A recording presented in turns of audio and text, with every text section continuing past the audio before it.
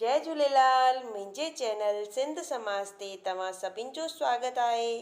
अॼु मां तव्हांखे पुरुषोत्तम महात्म कथा जे दर्शन टिएं अध्याय जी कथा ॿुधाईंदसि। हिन खां पहिरीं मां तव्हांखे पहिरें ऐं ॿिए अध्याय जी कथा ॿुधाए चुकी आहियां। दर्शन टियों। श्री सूत जी महाराज चवणु लॻो त हे मुनीश्वरो, धर्मात्मा राजा युधिष्ठिर जॾहिं धृतराष्ट्र जी दुष्ट बुद्धि पुत्रनि वटि जुआ में द्रौपदी समेत सभु कुझु हाराए चुको, तॾहिं सभिनि जे ॾिसंदे दुर्मत दुर्योधन जी आज्ञा अनुसार दुष्ट दुशासन द्रौपदीअ खे वारनि खां गीलंदो अची विच सिभा में बीठो। द्रौपदीअ जा वस्त्र लाहिण लॻो, जंहिंजी पोइ श्री कृष्ण चंद अची रख्या कई। पांडव पंहिंजे राज खे त्यागे कामिक वन विया, जिते दुखी चित सां रहण लॻा, फल फूल खाई वक़्तु गुज़ारींदा हुआ।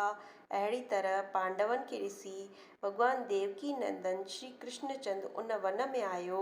भॻवान खे ॾिसी जीअं मुअल शरीर में साहु पवंदो आहे, तीअं युधिष्ठिर, भीमसेन, अर्जुन वग़ैरह खे साहु पियो। पांडव कृष्ण सां अची बाकुर पाए मिलिया।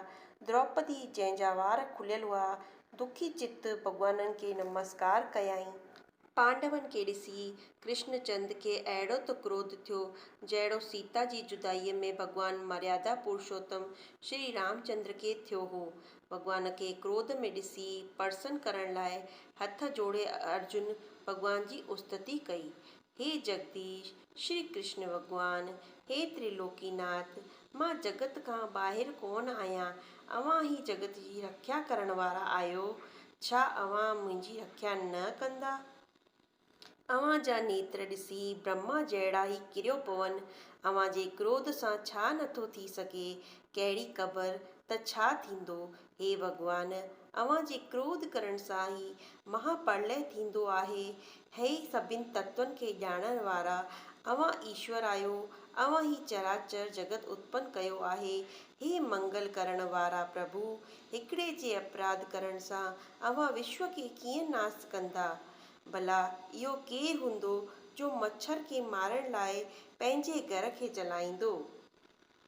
श्री सूत जी महाराज चवणु लॻो त हे मुनीश्वरो, जेको अव्हां मूंखां पुछियो आहे, इहो ई साॻियो ई सवालु अर्जुन श्री कृष्ण खां पुछियो, जंहिं ते श्री कृष्ण चंद जेको जवाबु ॾिनो आहे सो सावधान थी ॿुधो।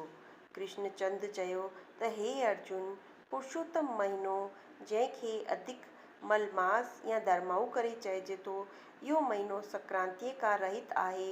इन में को बि शुभ कर्म न कबो आहे।